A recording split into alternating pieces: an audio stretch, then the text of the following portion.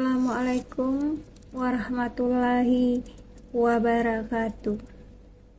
Kami dari Ibu Rahmatang, mahasiswa hukum S2 semester 1, ingin menyampaikan atau mempresentasikan perbandingan teori hukum alam dan teori hukum positif.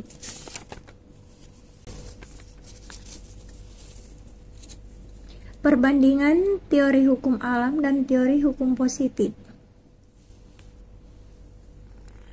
Teori hukum alam dan teori hukum positif adalah dua pendekatan utama dalam filsafat hukum yang memiliki perbedaan mendasar dalam pandangan mereka tentang hakikat hukum, sumber hukum, dan tujuan hukum. Pertama, teori hukum alam berpendapat bahwa hukum bersifat universal dan berdasarkan pada prinsip-prinsip moral dan keadilan yang inherent dalam manusia. Beberapa karakteristik utama dari teori ini meliputi dasar moral dan etika. Hukum alam menganggap bahwa hukum harus mencerminkan keadilan dan moralitas. Hukum yang tidak adil dianggap bukan hukum sama sekali. Sumber hukum dalam teori ini berasal dari akal manusia yang dapat memahami prinsip-prinsip moral yang lebih tinggi. Oleh karena itu, hukum alam sering dianggap sebagai pedoman ideal yang seharusnya diikuti. Kekuatan mengikat. Hukum memiliki kekuatan mengikat jika ia mencerminkan nilai-nilai keadilan dan etika. Dengan kata lain, hukum yang tidak sesuai dengan prinsip ini dinyatakan tidak sah.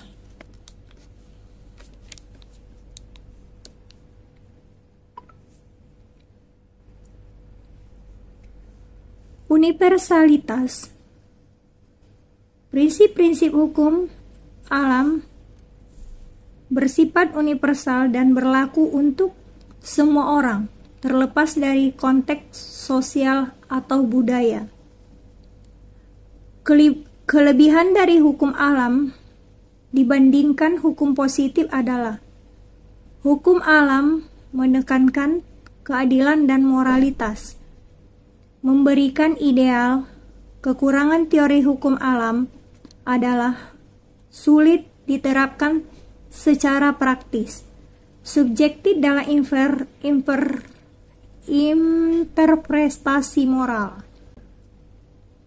2. Hukum positif. Di sisi lain, teori hukum positif menekankan bahwa hukum adalah hasil dari keputusan dan dibuat oleh otoritas yang berwenang. Karakteristik utama dari teori ini meliputi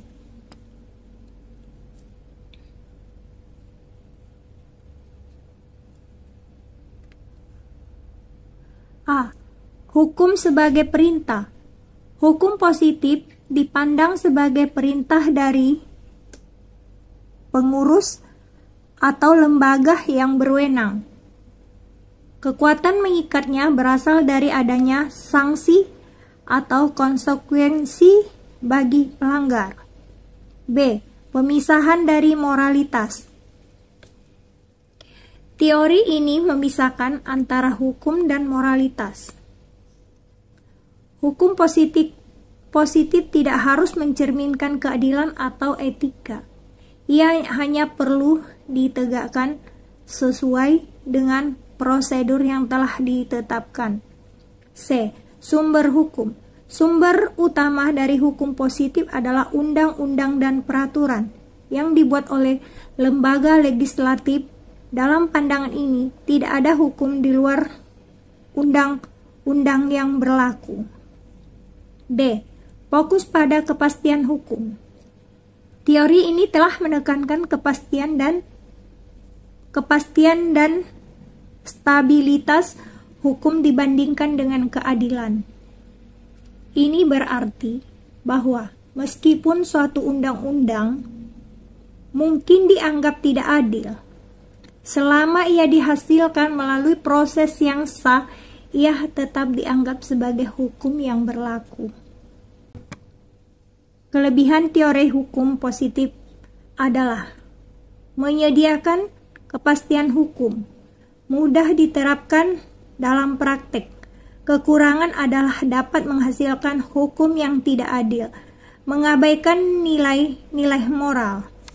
Kesimpulan, perbandingan antara teori hukum alam dan teori hukum positif mewujudkan dua pendekatan yang berbeda dalam memahami hakikat dan fungsi hukum.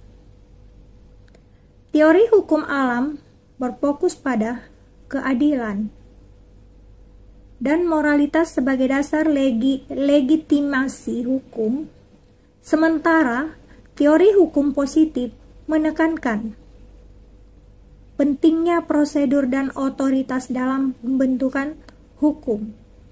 Keduanya memiliki kontribusi penting dalam perkembangan pemikiran hukum, tetapi juga menghadapi kritik dan keterbatasan